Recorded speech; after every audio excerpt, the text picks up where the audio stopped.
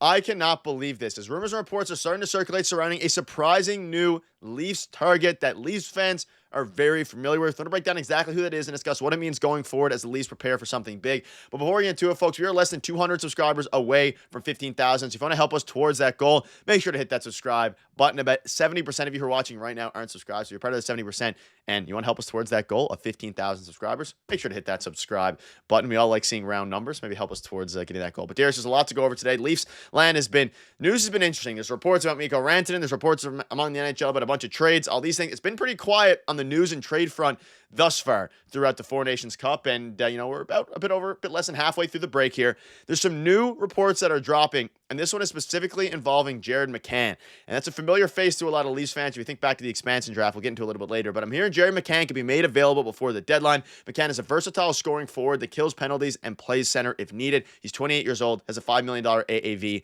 until the end of the 26-27 season, which is music to Treliving's ears if he goes after him because he has control. Will make a lot of sense. Now, he links the Jets to this player, and there's been some rumblings about the Leafs getting involved in a lot of these guys, and that's because the Leafs are going to be involved in almost every player at this point because they have a lot of work to do, both regarding their third line, second line, defense core. What are your thoughts on Jared McCann? It's a very interesting name. Fans are talking about it, and it's an interesting one, former Leaf.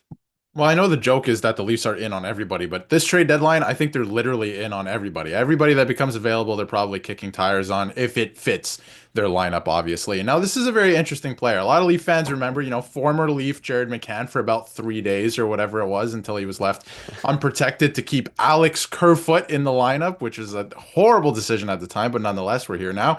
But, a lot of Leaf fans remember this player. He plays in all situations. His cap hit, which we'll get into, is very manageable, especially if you're moving money out. And again, there's been rumors of Max Domi going the other way in trade. So I think that could get very interesting. The one thing with this whole situation that we learned this morning, because this has been going on for about 2 days now since we first heard about Jared McCann being available, is that he's not necessarily, and this is very confusing, but he's not necessarily made available. Like, Seattle's not actively shopping him, but he can be acquired. Like, if teams are, kicking tires on him and put together a trade package, he could be available. That's kind of what Seattle's framed it as at this point, which is, again, weird and confusing, but he could be acquired at this year's trade deadline. Seattle's not going the way that they thought that they were going to go. And, he can play, he plays wing mostly, but he can play center. And he could be a very interesting younger option as a second line center because, again, he's pretty good on both sides of the puck, both ends of the ice, can be responsible defensively, plays in all situations. He's another guy that can play on your penalty kill.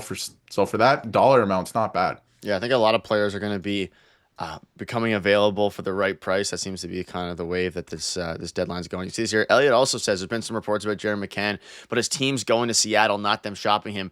And there's not Seattle's doing that. There's people coming to them. So it's an interesting typo there as well. But basically, it seems that at this point, they're not actively going out and approaching other teams, seeing the best package they can get. But if a team comes to them and offers them a very good prospect or blows them away with a package, and they would be willing to trade him. And as it pertains to the Leafs, it starts to get very interesting. So let's look at his J-Fresh chart here. Rumors on the availability of Jared McCann. Prime age, two-way scoring center who's forgotten to press the finishing button this year. And he has a very good, J-Fresh chart. 5 years at $5 million over 3 years. Had been having a bit of a down season this year compared to his previous two. However, I want to get your thoughts on how he would fit specifically with the Toronto Maple Leafs because he's a winger. He can play center. He probably man third line center for the Toronto Maple Leafs. He's making $5 million, which is interesting. It's kind of in the middle between some of the guys we've been discussing between Dylan Cousins and then guys like Scott Laughton. But now he's only 28 years old, and this is another player that if you get him, he's under control, and you'd be able to kind of implement him and insert him into the lineup for the next cup window, which is the next 2 to 3 years here. So it's once again an interesting player. And I think if he can figure out how to finish, maybe have some more, talent around him in Toronto, he can unlock some of that goal scoring prowess that we saw in previous years. In the context of the Leafs used to have this guy for like 3 days a couple seasons ago, it seems a bit ridiculous to be talking about him now. Like, this guy could really help the team. Like, of course, they had him at one point, right? And they probably should have hung on to him over Alex Kerfoot or a couple of the other guys that they protected. But again, different regime at that point. But he's a guy, like you said, maybe he comes in, plays third line center. I'm not so sure about that. I think he can play the wing. He can also play center, so maybe Tavares bumps down. This is a guy with more foot speed who can play second line center. He can play, again, a two-way game. I think that, he can definitely do that. Plays in all situations once again. And I think he's a guy that, comes with term, like you mentioned, right? Like, you have him under control for the cap hit.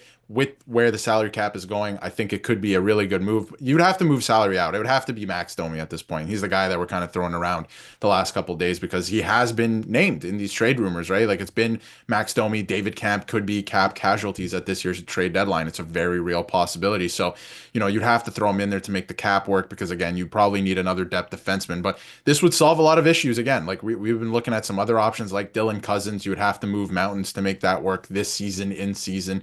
And it seems like other teams have assets that the Leafs don't have, like a first round pick this year. So, when you look at a guy like this, he can, if you need him to, play second line center for you. He's faster than Tavares, I would suspect, at least, especially over the next couple of years coming up here.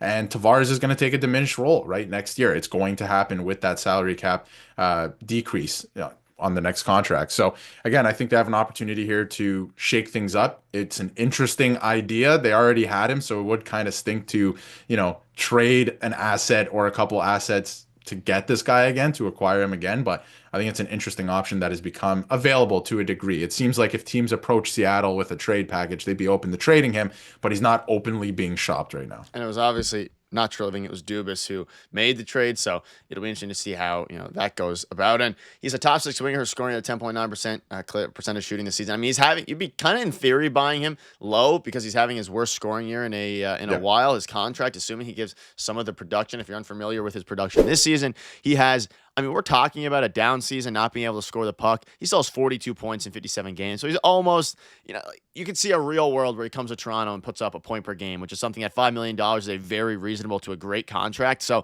28 years old, approaching 29, he'll be under contract till his age 30, 31 season. So, I mean, I am a fan of this move. And as you start to think about, again, the cap hit and how his advanced analytics, so he's looking okay, but again, he's having a down year. Cap hit's at $5 million. He's a UFA in 2027, so his age 31 season. And yeah, he might play second line center. He might play, on the wings. He could play, I mean, you can move him anywhere, whether it be wings in the second line, wings in the third line. And their deadline cap space is 2.9. So the question now is what players you'd have to give up. Is there going to be any retention? And the big question is the prospect or the first round pick. Now, I will ask you as well as, people watching to leave a comment down below. What do you think the value of Jared McCann is right now in the sense of what do you think the Leafs would be willing to give up? Would it be a Fraser Minton situation? It probably would.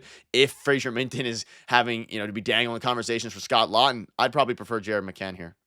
Yeah, I think I would prefer Jared McCann right now, right? He can help your team right now, and you'd still have that three-headed monster for a couple of years with Tavares if he moved down to the third line. And let's not forget that Seattle also has Jamie Alexiak, Brandon Tanev as well. Like you can make this a big trade package. And yes, you're taking salary back, but at the same time, you can move salary the other way if they were willing to take on a David Camp or, if you throw another asset in there, right? Like maybe you do move Easton Cowan in a trade like this because this trade would help you not just this season, but the next season and the season after that in your cup window, right? So I think that this would be a better move than, trading a first round pick or Easton Cowan or for Scott Laughton or something like that. I feel like that, is maybe out of the equation at this point because that's a high asking price. But if you go get a guy like this that can help you for the next 2 or 3 seasons and another defenseman that can be really effective and play the right side, even though he's a left shot, you can make a package deal and you can make it worthwhile in this trade. So I think that it's very interesting in that way. But the Leafs, again, they don't have much cap space to work with at the deadline this year. They're going to have to get creative. Maybe it is Max Domi that goes the other way. So